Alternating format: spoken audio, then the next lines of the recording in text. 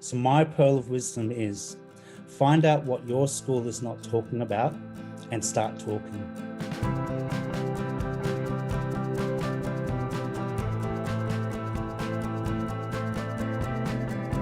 Thank you, Ron. Happy Saturday, everyone, and thank you for giving me this opportunity. A quick shout out to Susan McLean and my home group leader from last week who coached me through this, and also my home group leader this week, Sine Van Hart. Thank you both for your leadership and time. As I tell you my story, I'd like to ask you to think about your school context and ask yourself, what is your school not talking about? What do you need to be talking about in your school? My story begins with me as a PE teacher. Developing a health curriculum was always a passion for me.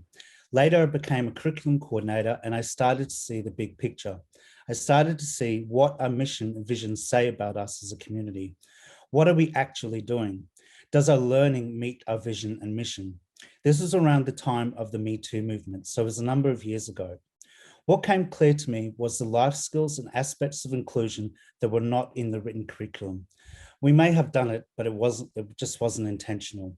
My reflections included, are we being inclusive about identity and gender?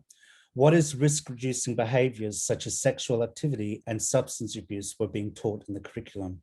Were students getting age-appropriate knowledge and skills on this topic? Looking at child protection, such as the early years students learning the correct language for safeguarding.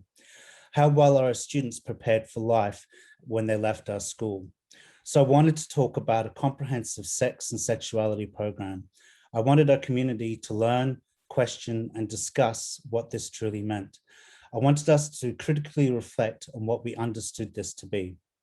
When it comes to sex education, everyone has an opinion, set of values, and their own comfort level as to what should be taught.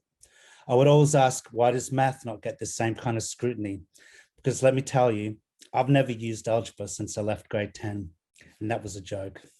Over the years, I've been told many reasons for not developing such a program.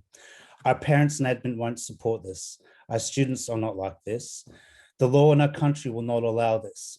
While this may be the case, there are so many small things that can be done to make all students and teachers and our communities to feel safe, welcome, and have the opportunity to ask questions.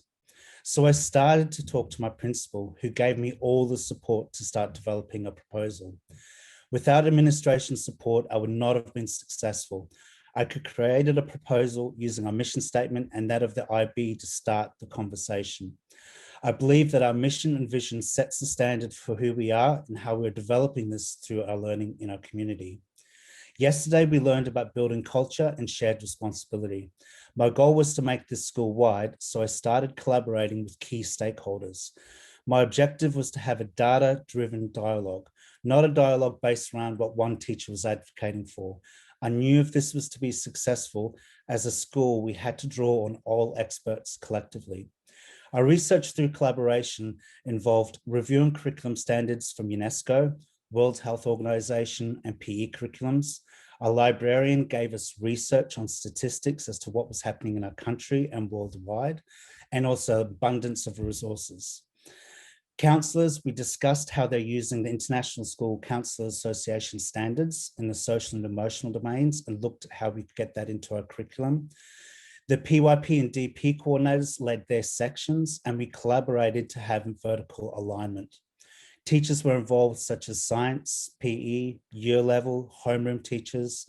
Parents were surveyed as to what they were talking about at home, what they did understand to be comprehensive sex and sexuality program.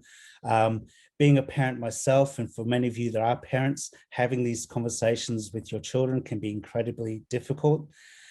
Students were given age-appropriate survey and student council groups were involved. We contacted alumni and asked for their feedback on their transition to their life after school. We sought out experts within our community members also. This planning process took a year to develop. We set clear goals, responsibilities, and a timeline for implementation.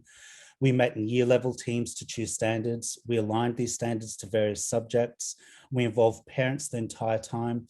Parent involvement was key to this always, and we were always transparent.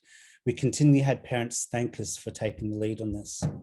This process was successful because it was collaborative, It was something everyone was involved with, and it added value. We all bought into this. It was created on data and evidence. It was not based on one person's values or ideas. It further developed us as a community of learners, and we were all proud of what we have developed. So my pearl of wisdom is, find out what your school is not talking about and start talking. Thank you.